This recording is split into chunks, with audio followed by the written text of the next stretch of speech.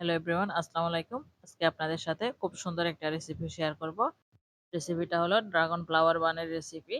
Dragon ফল দিয়ে যে এত সুন্দর এবং মজাদার বান বানানো যায়, আপনারা না বানালে বুঝতেই পারবেন না। চলুন কথা না বাড়িয়ে মূল রেসিপিতেই চলে যাই। আমি একটা ম্যাক্সিম বলে 2 কাপ ময়দা নিয়ে নিচ্ছি। আপনারা ময়দার পরিবর্তে আটাও নিতে পারেন। তারপর দিয়ে দিচ্ছি 2 টেবিল চামচ চিনি। চিনি যার যার টেস্ট অনুযায়ী কম বাড়িয়ে দিতে পারেন। স্বাদ মতো লবণ, 1 টেবিল চামচ গুঁড়ো দুধ, 2 চা চামচ ইস্ট, হাফ চা চামচ বেকিং পাউডার। এখন শুকনো উপকরণগুলো একটু মিক্স করে নিচ্ছি।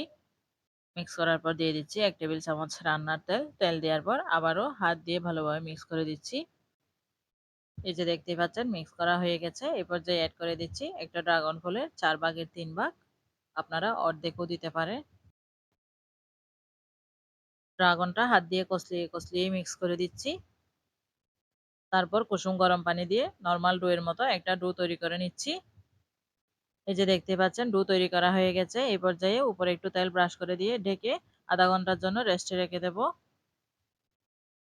ফিরে এসেছি আধা ঘন্টা পর। এই যে দেখতে পাচ্ছেন ডোটা ফুলে একদম দ্বিগুণ হয়ে গেছে। এই পর্যায়ে ভিতরের বাতাসগুলো বের করে নিচ্ছি আর 1 মিনিটের মতো মতে নিচ্ছি। তারপর মিডিয়াম সাইজ করে লিচি কেটে নিচ্ছি।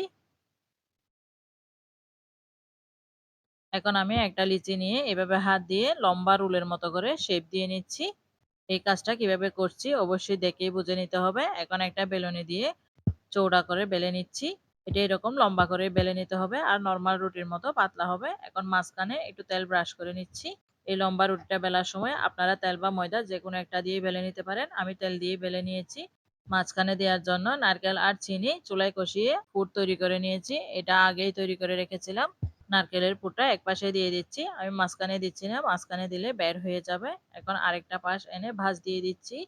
আমি মাঝখানে কোনো ধরনের চাপ দেব না, সাইডগুলো একটু চাপ দিয়ে লাগিয়ে দিচ্ছি যাতে খুলে না যায়। এখন ছুরির সাহায্যে অন্য পাশটা এভাবে কেটে দিচ্ছি। অবশ্যই দেখে খেয়াল করবেন। এখন যে কোনো একটা পাশ দিয়ে এভাবে ঘুরিয়ে ঘুরিয়ে একটা ফুল তৈরি করে নিচ্ছি। এই যে দেখতেই পাচ্ছেন খুব সুন্দর একটা ফুল হয়ে যাচ্ছে।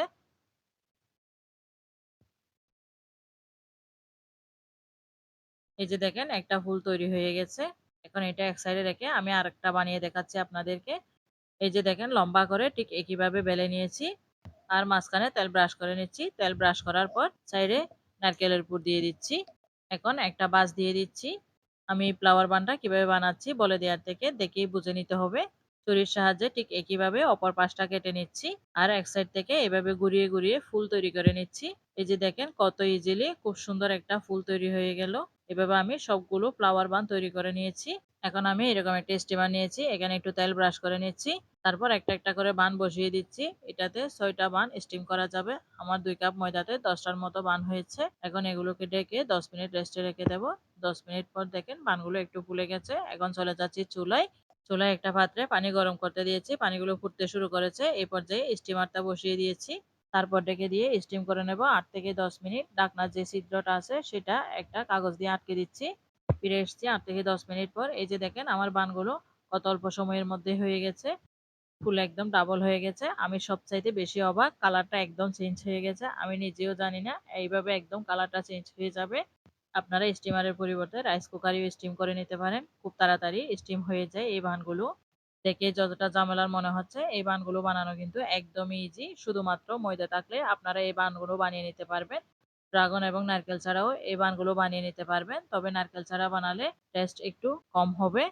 ড্রাগন শুধু কালারের জন্যই দেয়া। দেখে বুঝতেই পারছেন এই বানগুলো কতটা সফট হয়েছে। নারকেলের পুর দেওয়ার কারণে খেতেও দারুণ হয়েছে।